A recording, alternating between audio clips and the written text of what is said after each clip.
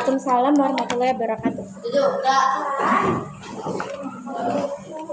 Kakak absen dulu ya. Kayaknya ini beneran nggak masuk ya. Adis. Kita sekarang masuk ke fikih. Keluar dulu LKS fikihnya. Kemarin terakhir sama Pak Burhan sampai mana, Alis? Sampai halaman berapa? 35.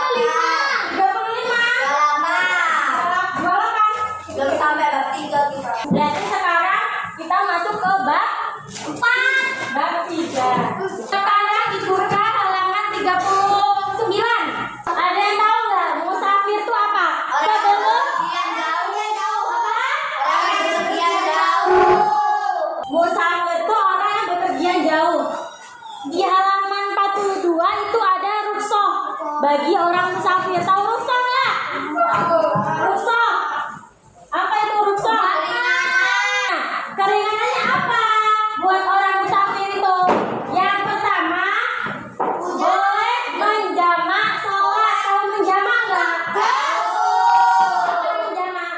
Mengumpulkan 2 sholat dalam waktu yang lama. Satu waktu. Jamak itu ada berapa? Ada 2. Jamak itu ada berapa? Ada 4. Jamak itu ada 2. Apa aja? Jamak takdim. Sama? Takhir. Jamak itu ada 2. Jamak takdim sama jamak takhir. Kata juga apa ya, Kak? Mengumpulkan 2 sholat dalam waktu yang pertama. Kalau jamak takdim dia di awal waktu. Kalau jamak takhir di akhir waktu. Contohnya jamak takdim. Kalian pergi jauh, kejauhan, terus kalian tuh mau sholat, kalian tuh mau sholat zuhur, tapi kalian kayaknya tuh nggak mungkin bisa sholat asar, jadi kalian harus sholat zuhur sama asar. Daripada mandi-mandi. Daripada mandi-mandi, kalian sholat sekali 2. Tapi kalau jamak takdim itu dia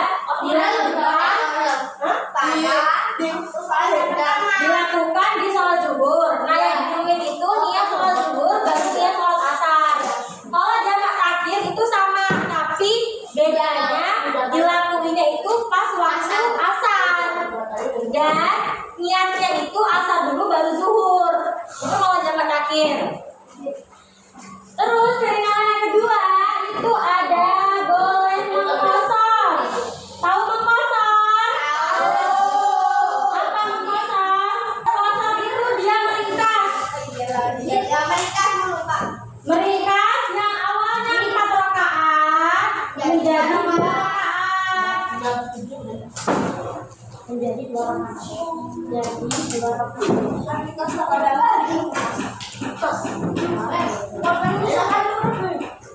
boleh menjamak, boleh mengkosor. Terus keringanan yang ketiga, dia boleh nggak sholat Jumat, tapi boleh sholat zuhur. Itu yang ini kan tadi rukhsahnya ada 3. Terus rukhsah yang keempat, kalau musafir itu dia nggak wajib puasa. Jadi kita boleh nggak puasa, tapi harus diganti pas udah selesai lebaran. Alif. Pas udah selesai lebaran, kayak orang halangan kayak gitu. Terus tahu? Udah tahu. Terus yang di halaman 42, yang C itu ada syarat mengkosor sholat. Yang pertama, tempat yang kita tuju itu harus jelas. Misalnya, Alif ini mau pergi jauh, tapi mau kemana itu harus jelas. Terus yang kedua, perjalanannya kita itu baru itu maksiat. Tapi mencari ilmu, apa-apa baru boleh. Terus yang ketiga itu harus lebih dari 80 km. Kalau lebih dari 80 km dia nggak boleh. Terus yang selanjutnya itu ada menjamak. Tadi kan udah jelasin secara singkat ya.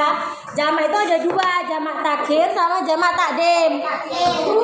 Kalau jamak takdim itu dia dilakukan pas awal sholat waktu, pas waktu sholat awal. Kalau jamak takhir itu sholatnya yang terakhir. Habis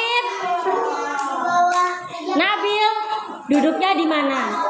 Terus yang E itu ada tata cara sholat dalam kendaraan. Kalau semisal ini di halaman 46 dia ada tata cara sholat dalam kendaraan, itu maksudnya sholat di mobil. Caranya yang pertama, Naufal, kita duduknya yang tegak. Kita sholat kayak biasanya.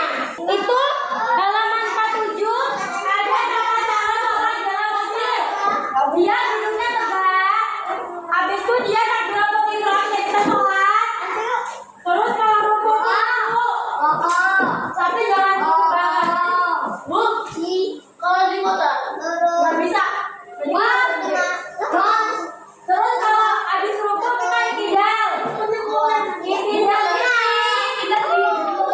Kayak biasanya, badannya langsung juga kayak tegak gitu. Habis iktidal kita sujud.